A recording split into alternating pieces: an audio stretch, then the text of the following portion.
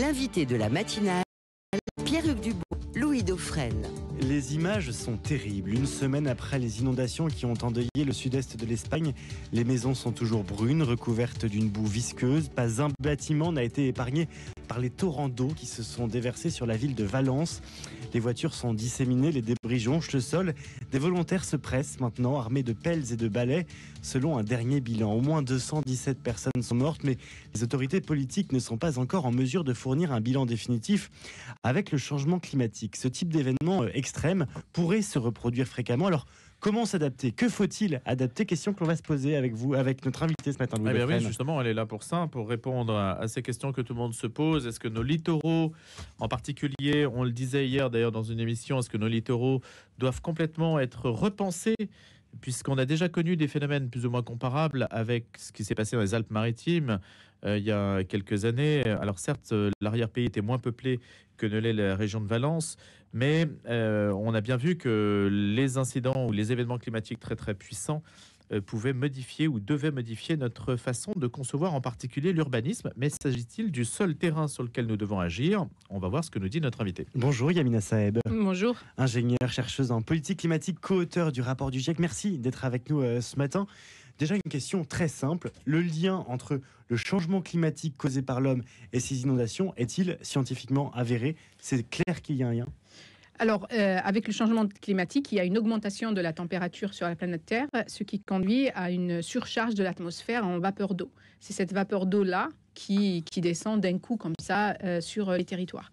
Après, en plus de la question climat, en fait, il y a aussi la mauvaise urbanisation qu'il y a eu partout dans tous les pays depuis la Seconde Guerre. Et à cela s'ajoute le fait que les systèmes d'alerte ne semblent pas avoir fonctionné. Et donc, c'est la combinaison des trois phénomènes qui fait que on se retrouve avec plus de 200 morts à Valence. Mais vous évoquiez les vapeurs d'eau et les conditions climatiques. Est-ce qu'il faut s'attendre à de nouveaux événements comme celui qu'on a connu à Valence, et même y compris en France? Alors, il faut s'attendre à de plus en plus d'événements de ce type-là, pas juste en Espagne, mais partout dans le monde, y compris en France. Personne n'est à l'abri, en fait, des dégâts qu'accentuent les changements climatiques. Et la question, c'est comment faire. On le sait depuis très longtemps. Les scientifiques alertent depuis très longtemps sur l'arrivée de ce type de phénomènes et qui vont se reproduire plus souvent. Ça va être plus intense. Là, on a plus de 200 morts. On verra à la fin le décomptage final. Mais on est au tout début des impacts des changements climatiques sur la vie humaine en Europe. Vous vous souvenez, il y avait déjà eu des inondations en Allemagne, en Belgique, etc. Et on est au tout début. Et la question, le problème qu'on a, c'est que les politiques ne semblent pas prendre en compte ce paramètre-là et ne mettent pas en place les politiques nécessaires, parce que avant d'aller, l'adaptation, on parle beaucoup d'adaptation, mais l'adaptation n'est possible que dans certaines conditions. Donc, si on dépasse les 2 degrés, plus la planète se réchauffera, plus il nous sera difficile de nous adapter. Donc, la première action à faire, c'est justement de réduire les émissions. Or, ce qu'on a vu la semaine, il se trouve que c'était à peu près la semaine où il y a eu les fameuses inondations, les tristes inondations à Valence. Les sénateurs en France ont voté 2 lois anti-humaine, je dis plus anti-climat parce que c'est anti-vie humaine, là on le voit maintenant. Alors une loi qui détricote notre objectif contraignant de réduction des émissions, donc ils veulent faire, avant on a une contrainte, mais ça en plus ça vient du droit européen, ça m'étonnerait que ça passe parce que ça vient du droit européen, mais en tout cas ils l'ont voté. C'est pour vous dire l'écart entre ce qui se passe, la réalité du monde, de la vie des citoyens et ce que les sénateurs votent. Et donc ils ont voté, au lieu d'avoir une obligation de réduire nos émissions, ils ont mis tendre vers tant d'émissions. Donc en faisant ça, en vérité, on enlève l'obligation, donc il n'y aura pas de réduction. Déjà qu'on ne réduit pas, on réduit très peu nos émissions. Il n'y a pas, parce que pour réduire les émissions, il faut des changements structurels qu'on ne le fait pas. Et la deuxième loi, c'est la loi concernant justement l'utilisation des sols, le fameux zéro artificialisation des sols, c'était une bonne loi, mais elle n'était pas suffisamment ambitieuse vu ce qui nous attend. Et là, ils ont introduit une nouvelle dérogation qui va la rendre caduque. En faisant cela, qu'est-ce que ça va donner? Ça va donner, pas juste le cas de Valence, ça va faire l'extension d'une urbanisation sans contrôle, une urbanisation non adaptée au 21e siècle sur une planète en surchauffe. Et donc ça va se traduire, et c'est ça qu'il faut expliquer, ça va se traduire par mort d'homme. C'est la population qui va subir ces dégâts-là. Ça, c'est en plus des dégâts matériels que l'on va avoir à gérer, parce que là, j'imagine que la région de Valence, les assurances vont déclarer forfait dans la région de Valence. Et donc, ça sera aux citoyens espagnols de payer pour ça. Comment expliquez-vous que ce monde politique, qui pourtant tient un discours écologique, j'allais dire permanent, comment expliquez-vous que ce discours-là ne s'incarne pas dans les mesures, ou s'incarne dans des mesures qui vont à l'encontre du discours qu'ils tiennent? Je pense qu'il y a une incompréhension de la question climat, des impacts en fait sur la vie des citoyens et sur l'économie, des impacts du changement climatique. Alors, ce n'est pas parce que moi je trouve pas que les politiques tiennent un discours écologique. Je trouve que c'est pas du tout le cas. Ce n'est pas parce qu'on vient me parler de réduction des émissions que derrière on fait ce qu'il faut. Et puis il faut un discours qui est compréhensible par le citoyen. Parce que là, le cas de Valence, c'est mort d'homme, quoi. Donc là, les gens comprennent, il y a mort d'homme. Qu'est-ce que vous faites? Il y a mort d'homme et on sait qu'il va y en avoir beaucoup plus à l'avenir. Qu'est-ce que vous allez faire? Quelle est la préparation que vous mettez en place? Et bien là, il n'y a pas de réponse. Enfin, il n'y a rien du tout dans les politiques Mais l'idée, françaises. c'est de se dire que ce type d'événement arrive grosso modo tous les 30 ans et que voilà. Ah ben non. C'est ça l'idée? Non, mais j'essaie de me mettre... En fait, non. En fait, ce type d'événement qui arrivait, il y a des événements naturels qui se produisaient, avec les changements climatiques, tout s'accentue. Donc, ça augmente en intensité, par exemple. Et en fréquence. Et en fréquence. Et donc, c'est... Mais dans les années 50, quand un événement de ce type était déjà arrivé à Valence, est-ce qu'on disait que c'était le réchauffement climatique? Non, c'était pas la même ampleur. En fait, point de vue, lorsque vous comparez, c'était pas la même ampleur. En fait, le problème qui va se produire maintenant, là, c'était à Valence. Hier, je regardais, c'était à Barcelone. Enfin, c'est pas tout à fait le même niveau, paraît-il, à Barcelone. Il y a encore eu des pluies, effectivement, la nuit dernière. Voilà, par dans une autre exemple. région espagnole. Voilà. Et donc, du coup, quand ça va se produire partout, quand vous avez une seule région qui est touchée, dans un pays ou dans, on va dire, l'Union européenne, on va avoir que la région de Valence qui est touchée. À la limite, on peut mettre tous les moyens sur la région de Valence et sauver tout ce qu'on pourra sauver. Mais quand vous allez avoir plein de poches partout, ben, ça ne sera plus possible, en fait. On n'a pas réfléchi, on ne réfléchit toujours pas nos pays, notre avenir, dans une planète surchauffée. Et on continue à laisser la surchauffe de la planète, la température augmenter grâce aux émissions de gaz à effet de serre. Parmi les problèmes que vous avez cités tout à l'heure, Yamina Saeb, il y a celui de l'urbanisme. Aujourd'hui, en France, les zones les plus peuplées, ce sont les littoraux. Ceux aussi qui sont donc menacés non seulement par ces inondations avec ces vapeurs qui se déversent et donc des plus importantes, mais aussi par la montée des eaux inhérente au changement climatique, cette montée des océans. Est-ce que ça veut dire qu'il faut qu'on déménage toutes les personnes qui habitent sur des zones qui sont potentiellement à moins d'1 mètre au-dessus du niveau des eaux? Il faut regarder zone par zone. Il n'y a pas que les zones littorales qui vont être touchées. Il y a d'autres zones qui vont être touchées par d'autres phénomènes. Par exemple? Quand vous avez les phénomènes de sécheresse, ça ne touche pas que les zones littorales, ça touche l'ensemble du territoire. Et donc, il va y avoir un problème d'eau dans ces... Donc, il faut réfléchir, il faut avoir des plans... Mais c'est compliqué de... Des gens, en tout cas...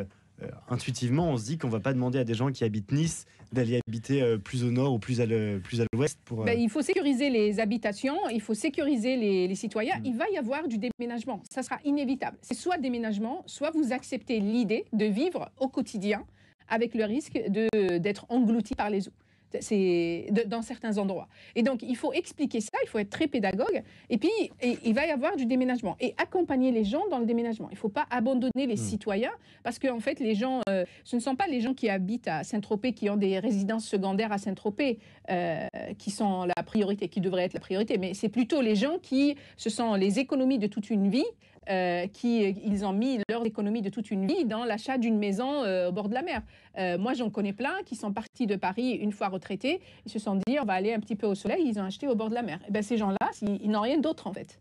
Et c'est ces gens-là qu'il faudra accompagner. Il nous faut un plan d'accompagnement des citoyens. Il nous faut un plan d'accompagnement adapté à la surchauffe sur la planète. Il faut garder en tête que l'accord de Paris visait une augmentation de la température moyenne sur la planète Terre de l'ordre 1,5 degré, le fameux 1,5 degré dont on parle à la fin du siècle. Là, le 1,5, on va y arriver autour de 2030. Et avec les politiques actuelles, avec toutes les politiques actuelles qui ont été adoptées, on va arriver à 3 degrés, minimum 3 degrés à la fin du siècle. Et en fait, en vérité, ce 3 degrés, on va y arriver beaucoup, beaucoup plus tôt. Et là, on ne fait rien du tout dans ce sens-là. Qu'aurait-il fallu faire pour éviter la catastrophe de Valence? D'abord, le système d'alerte. Ça, c'est la première chose. En situation de crise, c'est le système d'alerte. S'assurer que les systèmes d'alerte fonctionnent. Et il faudra vérifier les dernières informations. Si j'ai bien compris, à Valence, la majorité politique a décidé de ne plus financer l'organisme qui fait les systèmes d'alerte. Ben, c'est un petit peu la même chose en France quand on coupe dans les budgets de Météo France. C'est un petit peu donc la première chose, c'est le système d'alerte qui doit fonctionner. Il faut mettre les moyens dans le système d'alerte et puis après avoir derrière un plan d'évacuation et d'approvisionnement des populations. Donc il aurait fallu faire déplacer probablement certaines populations et puis surtout assurer l'approvisionnement, parce qu'il y a une chose dont on ne parle pas. Là, il y a un problème de nourriture, d'eau, etc. à Valence. Et donc il y a très probablement des gens qui pourraient mourir en raison des conséquences, pas directement des inondations, mais des conséquences des inondations. Mais là, Yamina Saeb, vous êtes dans l'urgence, vous êtes dans le moment présent, mais sur le temps long. Par exemple, en France, vendredi 25 octobre dernier, la France a présenté un plan d'adaptation au climat, justement, qui vise à adapter la France à un scénario de plus 4 degrés. Est-ce qu'il faut des plans comme ceci ? Alors, on ne peut pas s'adapter à 4 degrés. Ça, c'est la première erreur, en fait, dans ce plan-là. À 4 degrés, on ne s'y adaptera pas. Moi, je pense qu'il y a toujours eu une erreur dans les politiques climatiques. On a séparé l'atténuation de l'adaptation pour des raisons nord-sud, au départ, quand on retourne dans le protocole de Kyoto. Aujourd'hui, partout dans le monde, on sait qu'il faut qu'on fasse de l'atténuation, donc la réduction des émissions, et de l'adaptation en même temps. Et donc à Valence, en l'espèce, qu'aurait-il fallu faire ? Eh ben, à Valence, il aurait fallu identifier toutes les maisons, les bâtiments qui sont le plus à risque, les sécuriser et peut-être déplacer des personnes. Proposer aux gens un accompagnement pour que les gens se déplacent. Il y a des endroits qu'on ne va pas pouvoir sauver. En fait, il y a des bâtiments qu'on ne pourra pas sauver. Il faut qu'on l'accepte. Pourquoi ? Parce qu'on a construit dans le passé toutes ces villes-là qu'on a aujourd'hui sont un héritage du passé. Dans le passé, on a construit sans la contrainte climatique. Et aujourd'hui, on a une contrainte climatique. Donc, il faut qu'on accepte collectivement qu'il y a des bâtiments qu'on ne pourra pas sauver. Et qu'est-ce qu'on sauve en premier ? Ce sont les vies humaines. Et pour sauver les vies humaines, c'est là où les gouvernements ont un rôle très important à jouer. Est-ce qu'il n'y a pas une dimension culturelle, en fait, d'habitude ? Si on prend les États-Unis, par exemple, qui sont régulièrement dévastés par des cyclones, en fait, les États-Unis ne semblent pas avoir mais là je parle sous votre contrôle, mis en place des politiques révolutionnaires pour faire face aux cyclones. Mais ils y sont habitués, ils vivent avec. Est-ce que ce n'est pas ce qui finalement attend les Européens, qui sont, à la vérité, d'un point de vue climatique, extrêmement préservés par rapport à d'autres régions du monde ?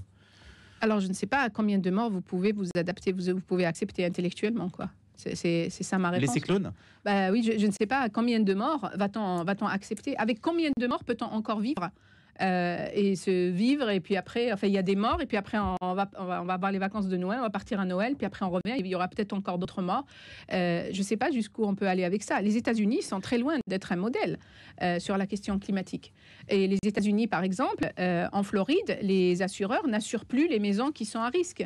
Et donc, qu'est-ce qu'on va faire, les gens qui ne sont pas assurés ? Ce n'est pas possible. Enfin, on ne peut pas faire société comme ça. On ne peut pas faire société parce qu'aujourd'hui, les inondations ont touché Valence, elles n'ont pas touché Paris. Demain, elles vont toucher Paris, qu'est-ce qu'on va faire ? Vous savez que si ça touchait Paris, en moins d'une journée, toute la ville serait bloquée. Ça veut dire le pays serait bloqué, quoi. Merci Yamina Saeb, ingénieure, chercheuse en politique climatique, co-auteure du rapport du GIEC, d'avoir accepté notre invitation ce matin sur RCF et Radio Notre-Dame.